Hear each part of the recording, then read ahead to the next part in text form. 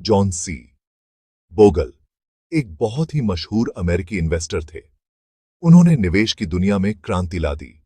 उन्हें index fund का जनक कहा जाता है। उन्होंने निवेशकों के लिए एक सरल और प्रभावी तरीका प्रस्तुत किया। उन्होंने पहला index mutual fund Vanguard 500 launch किया था। यह फंड निवेशकों के लिए एक महत्वपूर्ण साधन बन गया। बोगल ने the little book of common sense investing किताब लिखी। इस किताब में उन्होंने निवेश के मूल सिद्धांतों को सरल भाषा में समझाया। यह किताब इन्वेस्टमेंट की दुनिया में एक बहुत बड़ा योगदान है। इसे पढ़कर लाखों निवेशकों ने सही दिशा में कदम बढ़ाया। इसमें उन्होंने आम इन्वेस्टर्स को सही रास्ते पर चलने का तरीका बताया है। उन्होंने बताया कि कैसे निवेशकों को अपने लक्ष्यों को प्राप्त करने के लिए धैर्य और अनुशासन की आवश्यकता होती है। उनका मानना था कि मार्केट को मात देना बहुत मुश्किल है। उन्होंने कहा कि अधिकांश निवेशक बाजार को हराने की कोशिश में असफल होते हैं। इसलिए इन्वेस्टर्स को कम खर्चीले इंडेक्स फंड में इन्वेस्ट करना चाहिए। उन्होंने बताया कि कैसे इंडेक्स फंड्स निवेशकों के लिए एक सुरक्षित और लाभदायक विकल्प हो सकते हैं। बोगल का मानना था कि निवेशकों को अपने निवेश को सरल और सस्ता रखना चाहिए ताकि वे लंबे समय तक लाभ कमा सकें। बोगल का इन्वेस्टमेंट मंत्र बहुत आसान था, खरीदो और रखो। उनका मानना था कि लंबे समय में मार्केट हमेशा ऊपर जाता है। इसलिए इन्वेस्टर्स को घबराकर शेयर नहीं बेचने चाहिए, बल्कि उन्हें धैर्य रखना चाहिए और अपने इन्वेस्टमेंट को समय देना चाहिए। बोगल ने इंडेक्स फंड को इन्वेस्टमेंट का सबसे अच्छा तरीका बताया। इंडेक्स फंड पूरे मार्केट में इन्वेस्ट करते हैं। इससे इन्वेस्टर्स को किसी एक कंपनी या सेक्टर पर निर्भर नहीं रहना पड़ता। Index fund actively managed fund से सस्ते होते हैं। Index funds are designed to replicate the performance of a specific market index, like the S&P 500, and they do this by holding all or a representative sample of the securities in that index. This passive management approach means lower costs for investors. Actively managed fund में fund manager market को मात देने की कोशिश करते हैं। They employ various strategies such as stock picking and market timing to outperform the market. This requires extensive research, analysis, and constant monitoring of the market, which can be both time-consuming and expensive. इसके लिए वे ज़्यादा fees लेते हैं।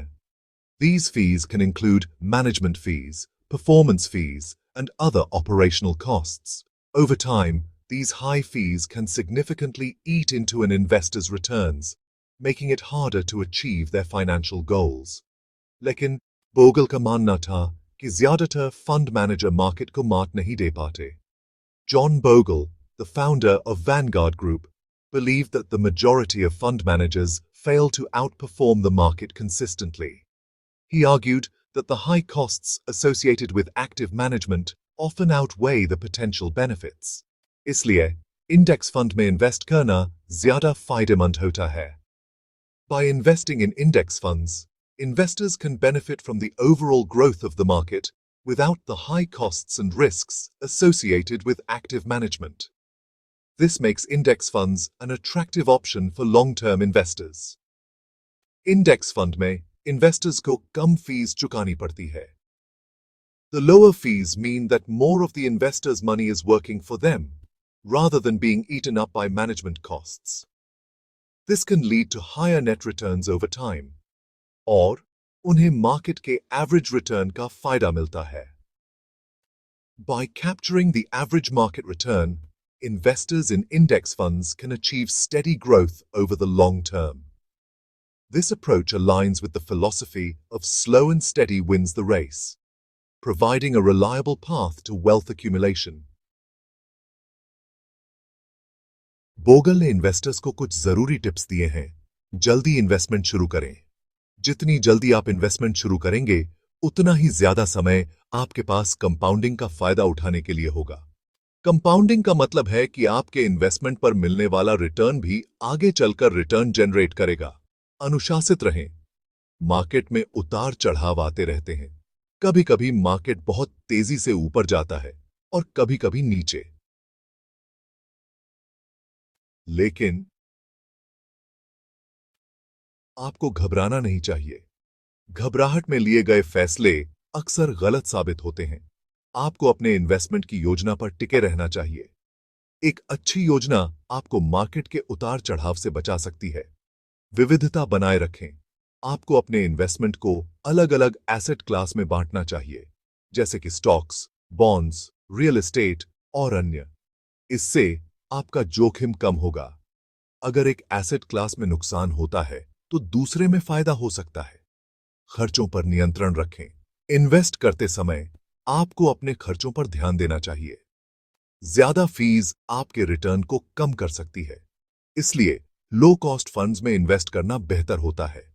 Bogle का मानना था कि low cost index funds में इन्वेस्ट करना सबसे अच्छा तरीका है। इससे आपको मार्केट के एवरेज रिटर्न का फायदा मिलता है और फीस भी कम होती है। इन टिप्स को फॉलो करके आप भी अपने इन्वेस्टमेंट को सफल बना सकते हैं। याद रखें, धैर्य और अनुशासन ही सफलता की कुंजी है। सेक्शन 5, बोगल के अनमोल विचार। The stock market is a giant distraction to the business of investing. Don't look for the needle in the haystack. Just buy the haystack. Time is your friend. Impulse is your enemy. Investing is not nearly as difficult as it looks. Section 6, भारतीय investors के लिए। Bogle के investment सिद्धांत भारतीय investors के लिए भी सही हैं। भारत में भी इंडेक्स फंड एक अच्छा इन्वेस्टमेंट विकल्प है। आप निफ्टी 50 या सेंसेक्स जैसे इंडेक्स फंड में इन्वेस्ट कर सकते हैं। भारतीय इन्वेस्टर्स को भी लंबी अवधि के लिए इन्वेस्ट करना चाहिए। उन्हें मार्केट के उतार चढ़ाव से घबराना नहीं चाहिए। सेक्शन 7, बोगल का प्रभाव आज भी प्रासंगिक।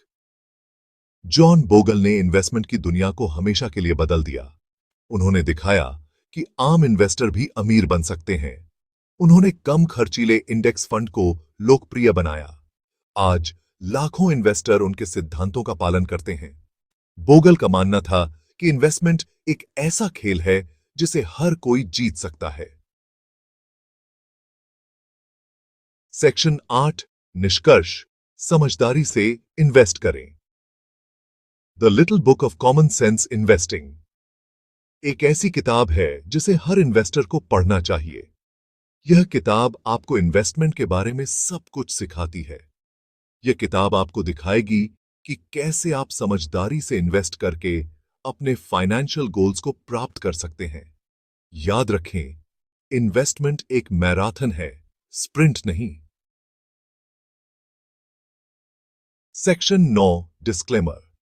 यह लेख केवल जानकारी के लिए है। यह फाइनेंशियल सलाह नहीं है। इन्वेस्ट करने से पहले कृपया अपने फाइनेंशियल एडवाइजर से सलाह लें।